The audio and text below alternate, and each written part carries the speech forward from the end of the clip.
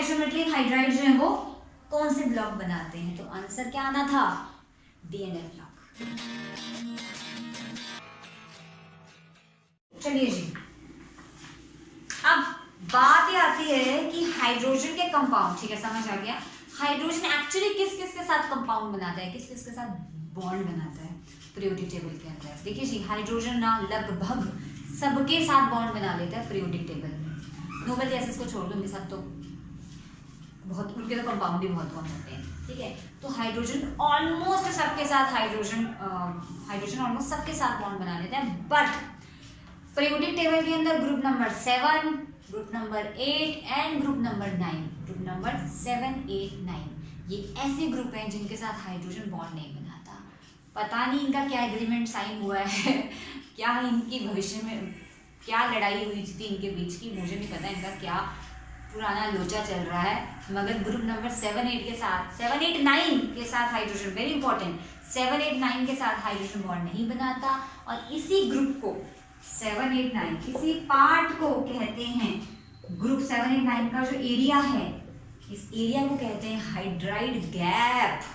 Gap आ गया ना, ये बनाते हैं हाइड्रोजन के साथ कंपाउंड, हाइड्राइड गैप आता है इसमें से क्वेश्चन कि कौन से ऐसे ग्रुप हैं जो हाइड्रोजन के साथ बॉन्ड नहीं बनाते हैं, या फिर ऐसा क्वेश्चन आ सकता है कि भाई हाइड्राइड गैप में कौन कौन से ग्रुप आते हैं? 7, 8, 9, ठीक है जी। चलिए, जो भी आगे जो नहीं बनाते हैं उनको तो हम बाद में लिखेंगे, जो बनाते हैं पहले उनको देखते हैं, इसके अलावा सब बनाते हैं, ठीक है। तो मैं बताती हूँ, इसको बाद में लिखवाती हूँ, ठीक है। तो पहले तो आप ये देख लीजिए कि कौन कौन बनाता है। देखिए हाँ, ऐसा है, हम डिपेंड करता है कि हाइड्रोजन किसके साथ बॉन्ड बना रहा है, ग्रुप 1 के साथ बना रहे हैं, 2 के साथ, आई मीन टू से एस ब्लॉक के साथ बना रहे हैं, पी ब्लॉक के साथ या डी के साथ या एफ के साथ, उसके अकॉर्डिंग हमने इसको टाइप में डिवाइड किया है, जो काफी इंपॉर्टेंट है।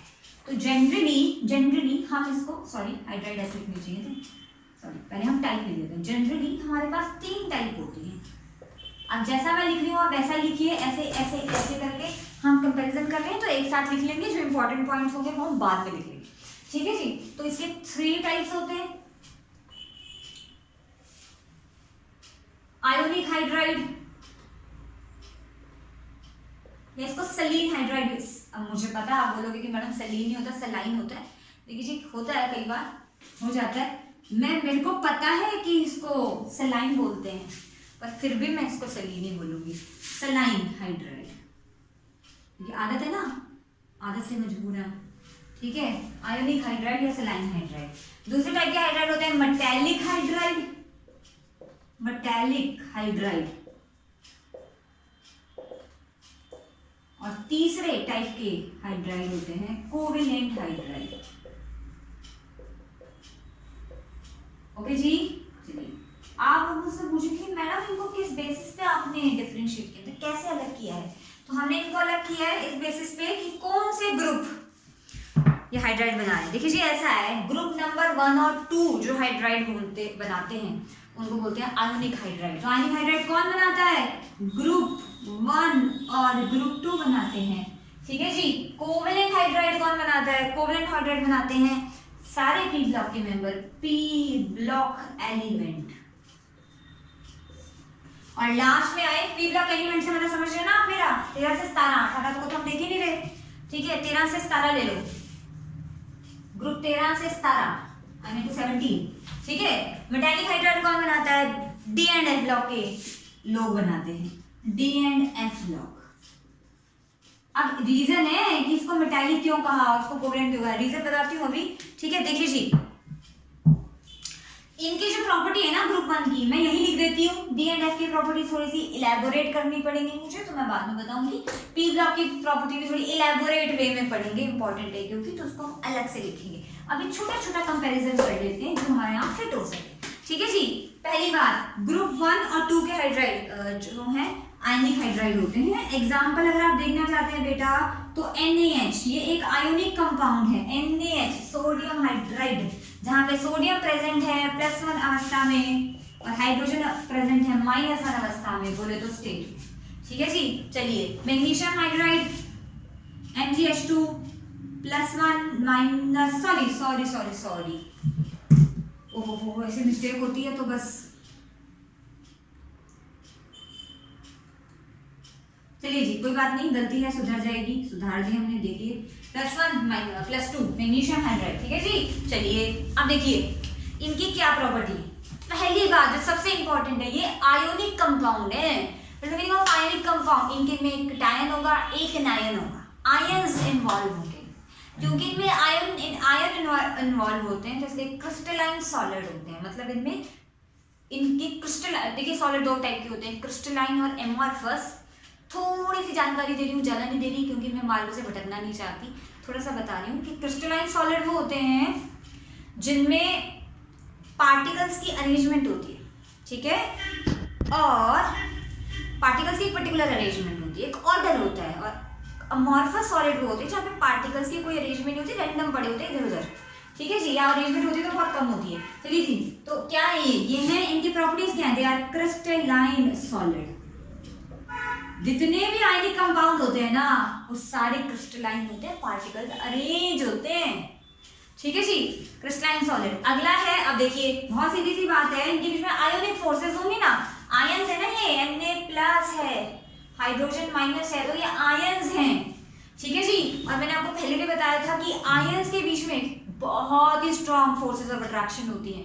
क्या बोलते हैं उसको, आयन के बीच में जो इलेक्ट्रोस्टैटिक फोर्स ऑफ अट्रैक्शन होती है उनको क्या बोलते हैं, उनको बोलते हैं आयनिक अट्रैक्शंस भी बोल सकते हैं, ऐसी बात नहीं है, या electrostatic forces of attractions. Charges होते हैं ना, +1 चार्ज -1 चार्ज, तो चार्जेस में कौन सी अट्रैक्शंस होती हैं, बहुत ही ज्यादा स्ट्रॉन्ग अट्रैक्शंस होती हैं। ये हमारी फिजिक्स केमिस्ट्री में इलेक्ट्रोस्टैटिक फोर्स ऑफ अट्रैक्शन, ठीक है जी। और क्योंकि इनके बीच में बहुत स्ट्रॉन्ग इलेक्ट्रोस्टैटिक फोर्सेस होती हैं, इसीलिए इनके मेल्टिंग और बॉइलिंग पॉइंट कैसे होंगे, बहुत ही ज्यादा होंगे। स्ट्रॉन्ग इलेक्ट्रो फोर्सेस से ये आपस में जुड़े होते हैं, तो क्रिस्टलाइन सॉलिड होते हैं। और मेल्टिंग और बॉइलिंग पॉइंट बहुत ही ज्यादा होता है, high melting point and boiling point due to what, due to strong electrostatic forces. लिखना चाहते हैं तो लिख लीजिए, high melting and boiling point due to strong electrostatic force of attraction, ठीक है जी।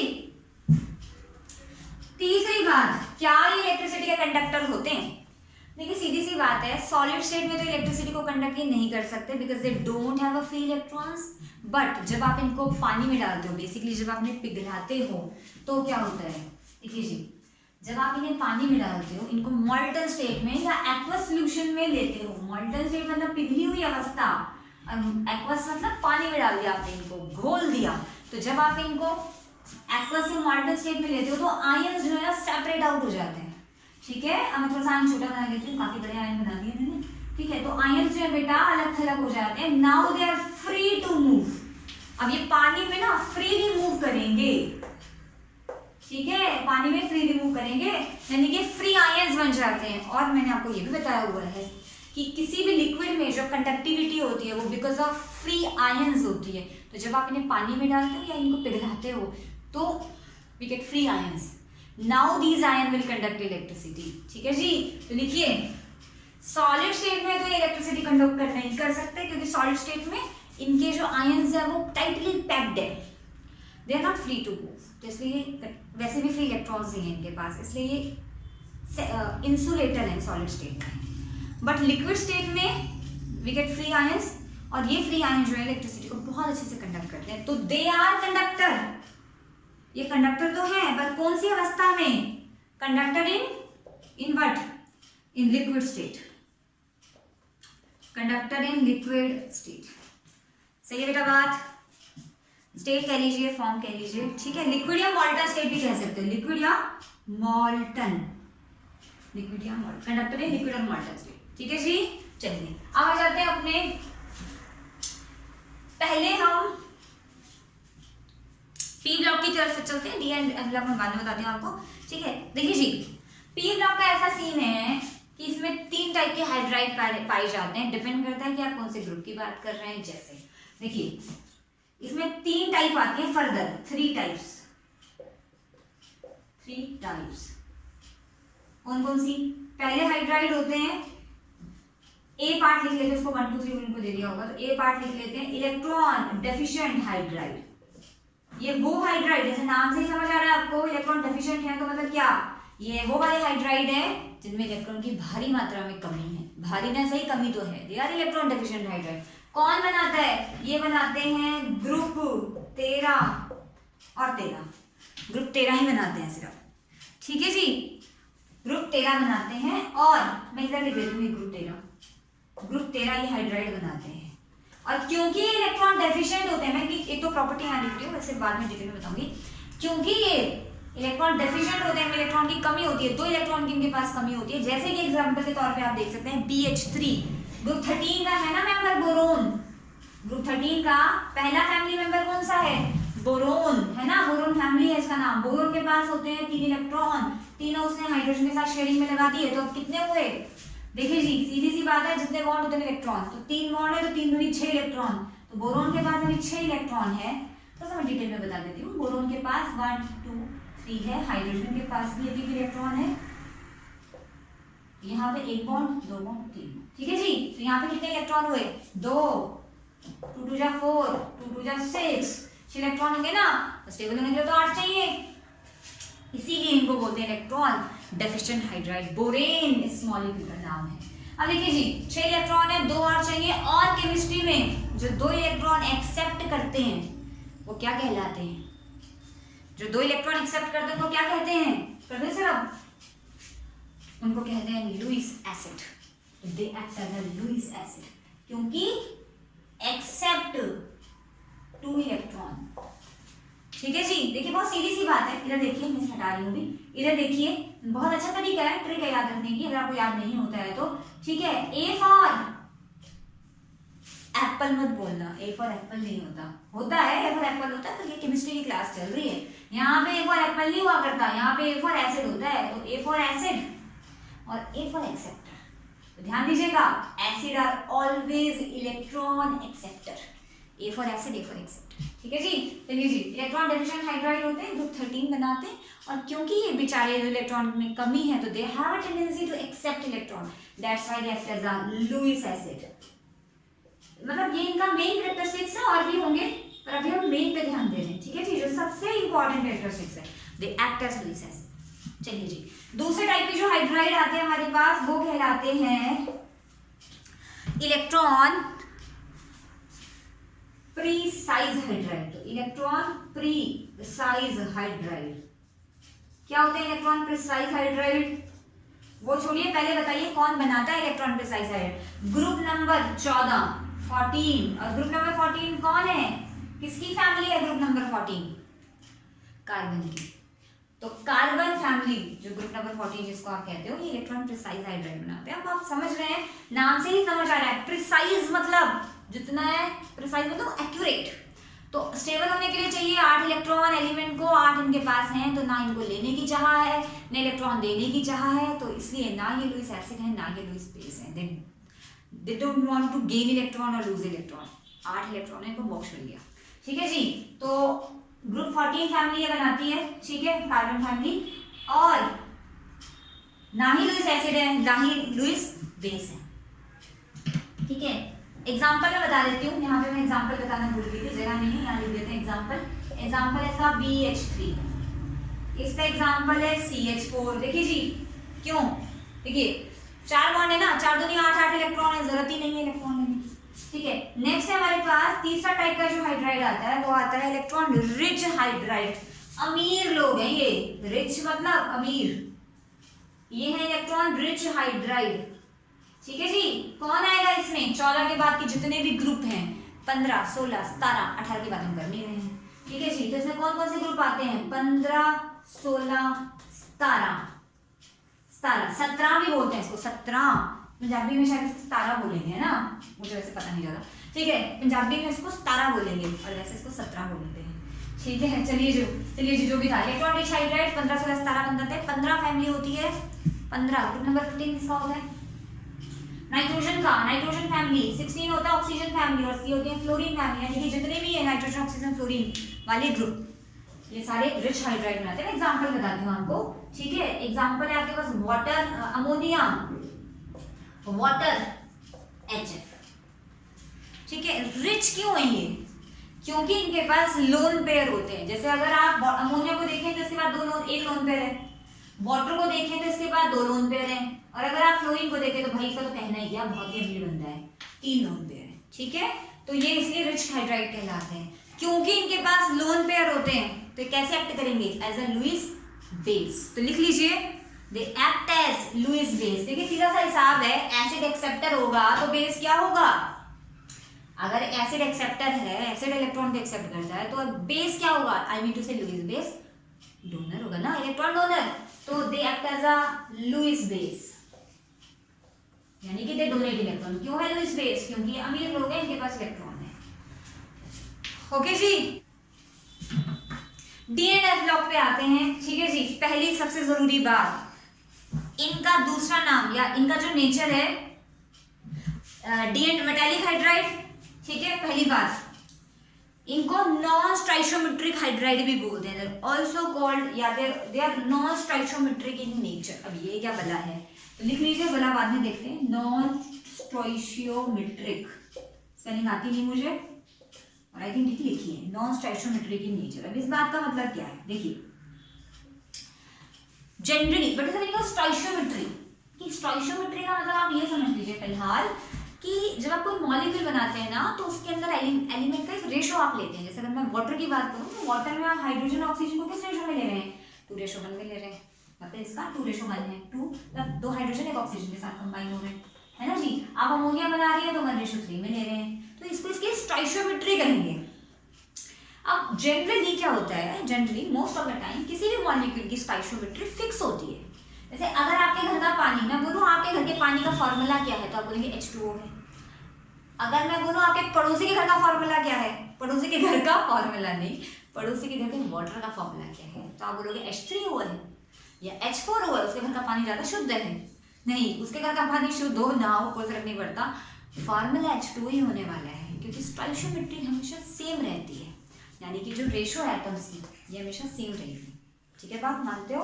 पर ना कुछ मॉलिक्यूल केमिस्ट्री में ऐसे भी होते हैं जहाँ पे स्टाइचोमेट्री सेम नहीं होती, मतलब रेंज होती है इसकी, जैसे 5 भी हो सकती है, 5.2 भी हो सकती है, 5.3 भी हो सकती है, मतलब मैं बताऊंगी आपको भी। ठीक है, जैसे वाटर की स्टाइचोमेट्री फिक्स होती है, मगर मैं आपको एग्जांपल दे रही हूँ, जैसे मैं बता देती हूँ 2:1 फिक्स है ना स्टाइचोमेट्री। आप कहीं का भी पानी ले लीजिए, आप इंग्लैंड का पानी ले लीजिए, 2:1 में ही मौजूद होगा। मगर लैंथेनम हाइड्राइड एक मॉलिक्यूल होता है, लैंथेनम हाइड्राइड, जहाँ पे लैंथेनम 1.52 है और H1 है 1.52, ठीक है, और H1 है। तो जो रेशो मिला ना बेटा, वो आपको मिला 1.52:1। तो ना रेशो फिक्स नहीं है, ये 1.52 भी हो सकता है, अब फ्रैक्शनल रेशो है। 1.52 कहाँ देखा आपने? या तो 1 ही होता तो 2 या तो 3 होता, तो यहाँ पे 1.52, क्योंकि रेशो फिक्स नहीं है। कईयों पे हो सकता है 1.52 और कईयों में, मतलब रेंज है इसकी 1.55 कुछ भी हो सकता है। तो this ratio is not fix. ऐसे मॉलिक्यूल जिनकी स्टोइशियोमेट्री फिक्स नहीं होती, उनको बोलते हैं नॉन स्टोइशियोमेट्रिक कंपाउंड्स या नॉन स्टोइशियोमेट्रिक मॉलिक्यूल्स। और डी एंड एफ ब्लॉक के hydride most of the time, हमेशा इनफैक्ट नॉन स्टोइशियोमेट्रिक नेचर के होते हैं। ठीक है जी, इसकी डेफिनेशन हम अलग लिखेंगे कि नॉन स्टोइशियोमेट्रिक हाइड्राइड क्या होते हैं। लिखना चाहते हैं साइड में लिख सकते हैं अपनी सुविधा के लिए। क्या लिखेंगे? नॉन स्टोइशियोमेट्रिक कंपाउंड क्या होते हैं? Where the ratio of atom in a molecule is not fixed. Ratio of atom in a molecule is not fixed. ठीक है जी। अच्छा, फ्रैक्शनल रेशो होती है, you can say the ratio is in fractional, the ratio is in fraction, आगे भी कह सकते हैं। चलिए जी, ये तो इसका पहला नेचर हो गया। दूसरा नेचर है इसका कि भाई ये इंटरस्टिशियल कंपाउंड होते हैं, they are also called interstitial hydride, also called, better spelling also, also called interstitial hydride, interstitial hydride. अब ये क्या चीज आ गई? देखिए, पहला तो आप याद रख लीजिए कि नॉन स्टोइशियोमेट्रिक होता है, उसका मैं आपको समझा चुकी हूँ, मतलब रेशो फिक्स नहीं होती एलिमेंट्स की। ठीक है, डी एंड ए बनाते हैं, ये आ चुका है क्वेश्चन, मेरे को नहीं याद है कौन सी ईयर में आया था, इतनी जानकारी नहीं है, पर ये आया हुआ है क्वेश्चन, आई थिंक जेई में आया हुआ था, एग्जैक्ट मुझे याद आ रहा। हाँ ठीक है, ईयर मुझे याद नहीं रहता, पर ये आया हुआ है क्वेश्चन, प्रोबेबली 2017-18 के आसपास आएगा शायद, मुझे अच्छे से याद नहीं है कि नॉन स्टोइशियोमेट्रिक या किसी और एग्जाम में आएगा, मुझे अच्छे से याद नहीं है। नॉन स्टोइशियोमेट्रिक हाइड्राइड जो है वो कौन से ब्लॉक बनाते हैं? तो आंसर क्या आना था? D and F block. कितना सरल क्वेश्चन है, डायरेक्ट एनसीईआरटी से आया हुआ है। ठीक है जी। चलिए दूसरा है ऑल्सो कॉल्ड इंटरस्टिशियल हाइड्राइड। अब ये इंटरस्टिशियल क्या होते हैं, देखिए जी, इंटरस्टिशियल का मतलब क्या होता है। आपने अगर सॉलिड स्टेट पढ़ा है, नहीं पढ़ा है तो अलग बात है, नहीं पढ़ा है तो भी कोई टेंशन नहीं, आप यहाँ देख लीजिए, बहुत सरल सा मीनिंग है इसका कि इंटरस्टिशियल हाइड्राइड। इंटरस्टिशियल का मतलब क्या होता है, देखिए जैसा है जब पार्टिकल को आप अरेंज करते हैं ना एक ऑर्डर में, जब आप पार्टिकल को अरेंज करते हैं तो बीच में एक गैप रह जाता है, समझ रहे हैं आप बात।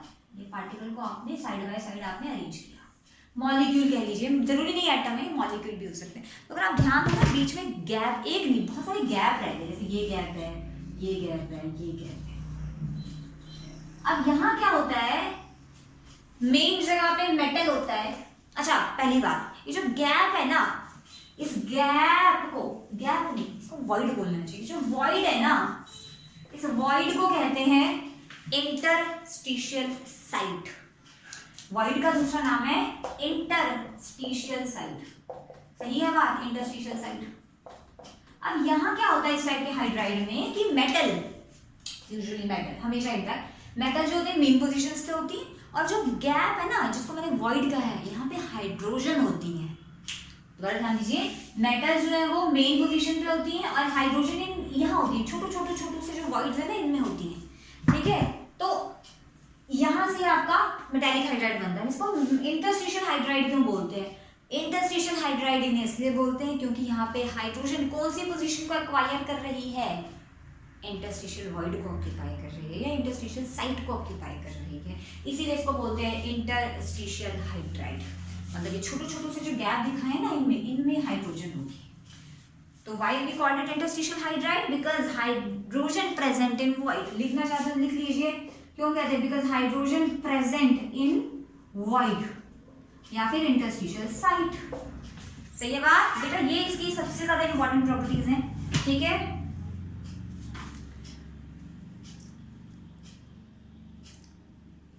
एक चीज मैं आपको और बताना चाहती हूँ कि जो मेटालिक हाइड्राइड होते हैं ना, they are useful for hydrogen storage, useful for hydrogen storage. Hydrogen को स्टोर करने के काम आते हैं। बोलिए ऐसा कैसे हो गया भाई, देखिए हाइड्रोजन को ना, मैं आपको एक बात बताती हूँ, हाइड्रोजन को स्टोर करना मुश्किल है क्योंकि हाइड्रोजन एक ज्वलनशील पदार्थ है। अभी ज्वलनशील पदार्थ क्या होता है, जिसमें जल्दी आग लग जाए उसको ज्वलनशील पदार्थ कहते हैं।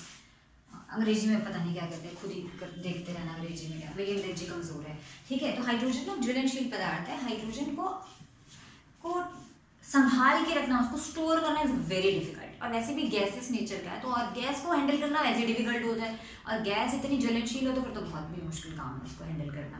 तो हाइड्रोजन की storage is a very difficult task in chemistry. हम क्या करते हैं, हाइड्रोजन को प्रेशर के साथ अप्लाई करते हैं मेटल की सरफेस पे। तो यूजुअली मतलब जब आपने कोई मेटल लिया होगा, खाली अगर आपने सिर्फ मेटल लिया है, मेटल हाइड्राइड नहीं, अगर आपने सिर्फ मेटल लिया है तो यहाँ पे वॉइड्स होंगे ना बेटा। तो हम क्या करते हैं, ये वॉइड में बना देती हूँ, थोड़े बेकार बन रहे हैं पर आप समझ आ रहे होंगे, थोड़ा गंदा लिखा है मैंने, थोड़ा नहीं काफी ज्यादा गंदा लिखा है, ठीक है। ये वॉइड है। हम क्या करते हैं, हाइड्रोजन गैस को बहुत प्रेशर के साथ मेटल सरफेस पे, this is a metal surface, metal की सरफेस पे अप्लाई करते हैं। इससे क्या होता है, जो छोटे छोटे से हाइड्रोजन का साइज बहुत छोटा होता है, वो यहाँ ट्रैप हो जाते हैं और इस तरीके से आप इन्हें स्टोर कर लेते हो। आप बोलोगे मैडम अगर हमें अगले दिन हाइड्रोजन चाहिए, हम इसको कहाँ से निकाल लें। अगर आपको हाइड्रोजन अगले दिन चाहिए तो आप इसको कैसे निकालोगे, तो बहुत सरल सा है इसमें, इस आप शीट को कर दो हीट। जैसे ही आप हीट करोगे शीट को, हाइड्रोजन जो है तड़पते तड़पते बाहर आ जाएगी। कहने का मतलब ये होता है कि जैसे आप शीट को हीट करोगे, ठीक है, तो जो एब्जॉर्प्शन हुई है, इसको केमिस्ट्री में एब्जॉर्प्शन कहते हैं, मोर प्रिसाइसली इट इज कॉल्ड अकल्जन। अकल्जन लिख देती हूँ मैं स्पेलिंग, मुझे आती है वैसे। अकल्जन का स्पेलिंग क्या है, स्पेलिंग ऑफ अकल्जन, अकल्जन, आई थिंक ये स्पेलिंग है इसका, OCCLUSION,